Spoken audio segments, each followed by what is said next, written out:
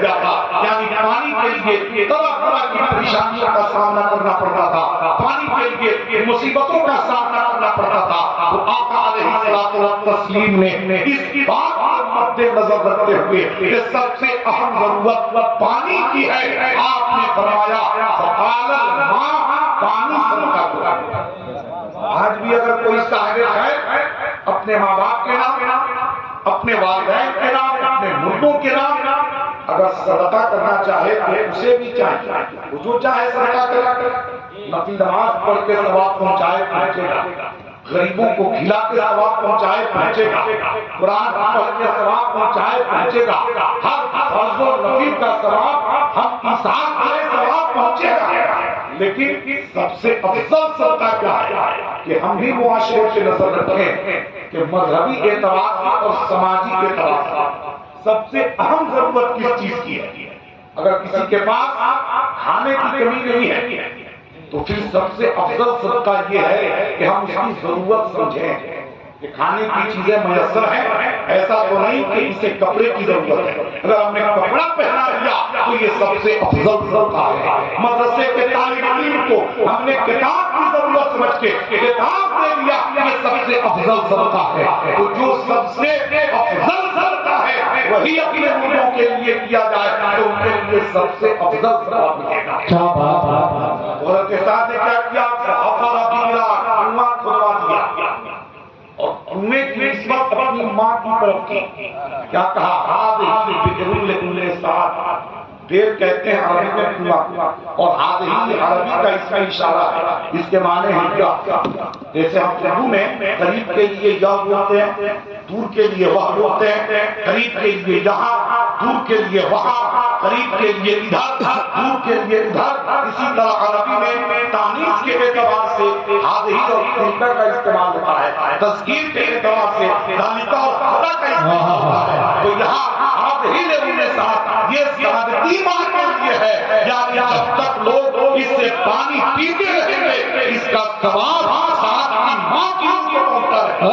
نعرہ تکبیر، نعرہ رسالت، مسلک اعلی حضرت علامہ ارشاد خان برکاتی، نعرہ تکبیر۔ اب جو ہم محفل میلاد میں یا نذر و نیاز کے وقت شیرنی اور کھانا سامنے رکھتے ہیں نا، اس حدیث سے بھی اس کا استدلال ہوتا ہے کہ ہادہی کا لفظ بتا رہا ہے کہ کنواں سامنے ہے، اور ان کے ساتھ میں اس کی طرف اشارہ کیا اور اس کی نسبت اپنی ماں کی طرف کری، تو نسبت سے شے حرام نہیں ہوتی۔ ہم جو بولتے ہیں کہ یہ امام حسین کے نام کی سبیل ہے، یہ غوث اعظم کا مرغا ہے، یہ غریب نواز کا کھچڑا ہے، یہ سرکار مسعود غازی کے نام کا لنگر ہے، تو اس نسبت سے وہ چیز حرام نہیں ہوتی بلکہ معتاد ہو جاتی ہے۔ کیا بات سال ثواب کرنا یہ نیا طریقہ نہیں، 1450 سال پرانا طریقہ ہے۔ آئیے ایک حدیث اور سنیے، اور وہ مشکات شریف کی ہے۔ سرکار کے ظاہری زمانے میں ایک شخص تھا جس کا نام تھا عاص بن وائل سہمی۔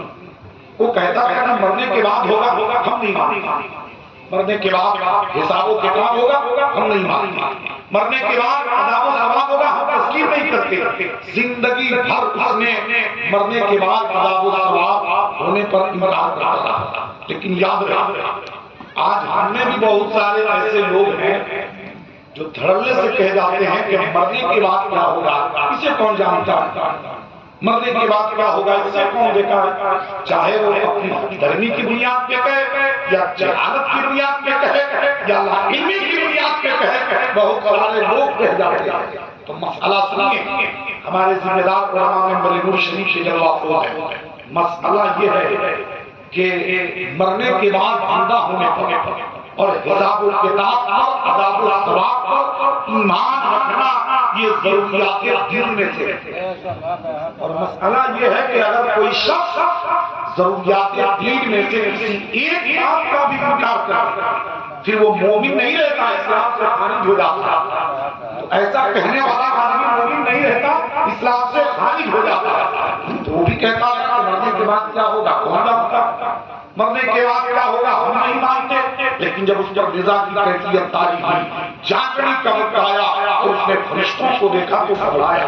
معلوم کیا ہوا؟ مرتے وقت ایک کافر کو بھی اسلام کا یقین ہو جاتا ہے، لیکن اس وقت کے اسلام قبول کرنے کا کوئی اعتبار نہیں ہے، اس وقت ایمان لانا کوئی معتبر نہیں ہوتا، اس وقت کے ایمان لانے کا کوئی اعتبار نہیں ہوتا، اس لیے کہ ایمان کہتے ہیں بغیر دیکھے مان لینے کو۔ ہم نے جنت نہیں دیکھی، نبی نے کہا جنت ہے، ہم نے بغیر دیکھے نبی کے کہنے پر جنت کو مانا، ہم نے دوزخ نہیں دیکھی، نبی نے کہا دوزخ ہے، ہم نے بغیر دیکھے نبی کے کہنے پر دوزخ کو مانا۔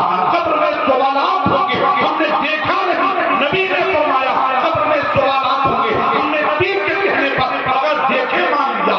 صراط قائم ہوگا، ہم نے دیکھا نہیں، نبی نے فرمایا صراط قائم ہوگا، ہم نے بغیر دیکھے نبی کے کہنے پر صراط کو مانا۔ اور سمجھیے تو ہم نے اللہ کو نہیں دیکھا، نبی نے فرمایا اللہ ایک ہے، ہم نے بغیر دیکھے نبی کے کہنے پر اللہ کو ایک مانا۔ اس کا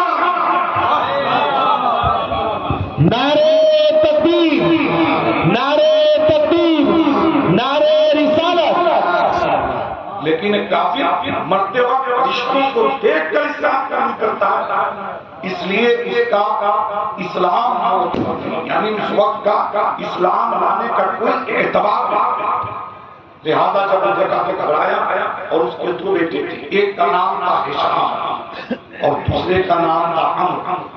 دونوں بیٹوں کو بلوایا، کہا میاں زندگی بھر تو ہم عذاب و ثواب سے انکار کرتے رہے، حساب و کتاب سے انکار کرتے رہے، لیکن اب میں ایسے امر میں داخل ہو رہا ہوں کہ مجھے یقین ہو رہا ہے کہ مرنے کے بعد سوال و جواب ہوگا، مرنے کے بعد ہماری کوشش ہوگی، مرنے کے بعد ہماری گرفت ہوگی۔ تو ہم نے اپنے لیے تو کچھ کیا نہیں، ایسا کرنا کہ میرے مر جانے کے بعد میرے نام پر 100 غلام آزاد کر دینا۔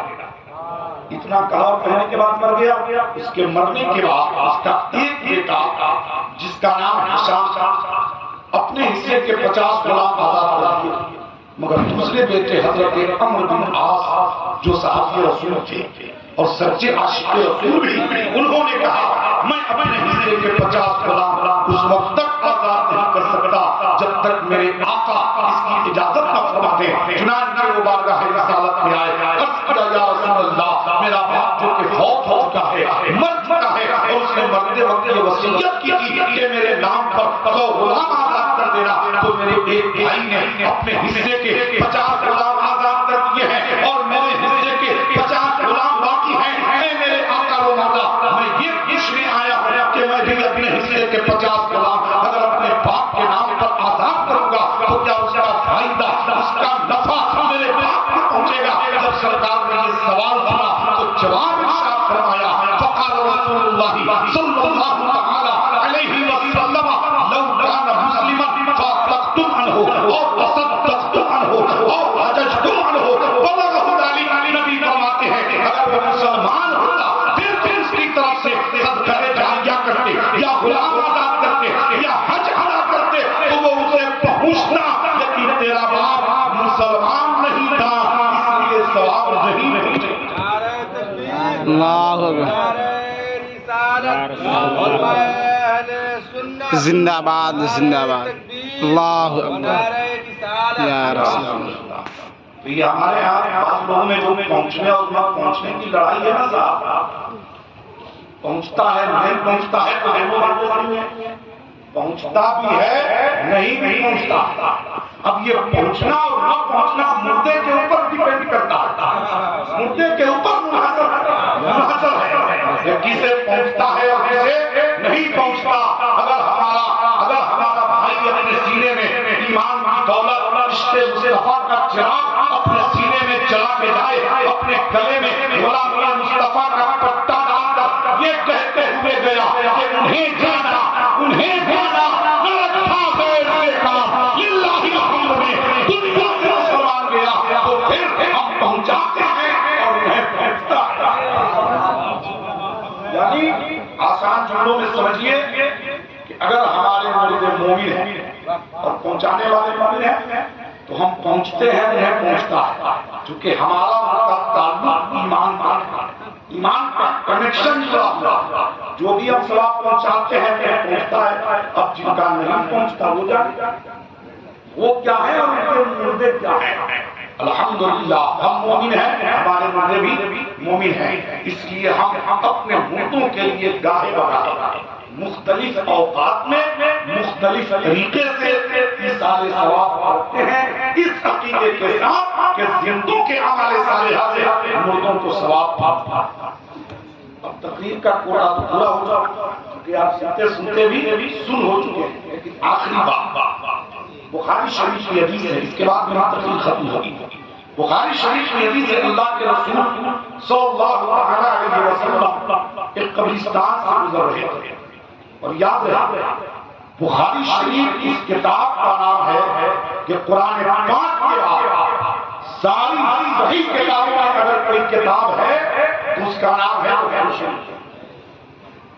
اس کتاب کی اس حدیث کی روایت ہے کہ سرکار قبرستان سے گزر رہے تھے، دو قبریں آئی، سرکار قبروں کے پاس ہوتے ہیں، ساتھ میں صحابہ کی جماعت تھی۔ سرکار نے کیا فرمایا، یہ جو دونوں قبر والے ہیں نا ان پر عذاب ہو رہا ہے۔ کیا ہو رہا ہے؟ عذاب ہو رہا ہے۔ غیر جانبی نے صرف الہی نہیں بتایا، اس کی وجہ بھی بتا۔ کیا فرمایا، کوئی ایسا بڑا گناہ نہیں تھا جس سے یہ بچ نہیں سکتے، چھوٹے گناہوں کی وجہ سے یہ عذاب قبر میں مبتلا تھا۔ تو اس سے ہمیں کیا سبق لینا چاہیے، کسی گناہ کو چھوٹا گناہ نہ سمجھیں، ہو سکتا ہے وہ ہماری گرفت کا سبب بن جائے، ہمیں جہنم میں لے جانے کا سبب بن جائے، اور کسی نیکی کو ہلکی نیکی مت سمجھیے، ہو سکتا ہے وہ ہماری مغفرت کا ذریعہ بن جائے۔ نبی نے فرمایا کوئی ایسا بڑا گناہ نہیں تھا جس سے یہ نہیں بچ سکتے تھے، ان میں سے وہ ہے جو پیشاب کے چھینکے سے نہیں بچتا تھا، اور دوسرا وہ ہے جو چغلی کھاتا۔ اب یہیں پہ ٹھہر کے ساتھ آج جناب محاسبہ کر اپنا جائزہ لیں تو ہم میں بہت سارے ایسے لوگ ہیں جو پیشاب کے چھینکے سے بچنا تو دور کی بات ہے، جو کام بیٹھ کے ہونا چاہیے وہ کھڑا کر، اور وہ بھی اسے گناہ سمجھ کے نہیں، فیشن سمجھ کے۔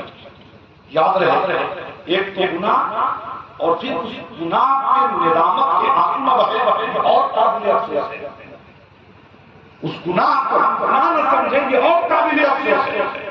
بہت سارے لوگ کو صاف ہی نہیں رہتے، اگر مسجد میں میلاد شریف کی محفل ہو تو لوگ کہتے ہیں یہاں مجمع کرنا، کیوں؟ اس لیے کہ ہر لوگ پاک صاف رہتے ہیں، جب پاک صاف رہیں گے نہیں تو مسجد میں آئیں گے کیسے؟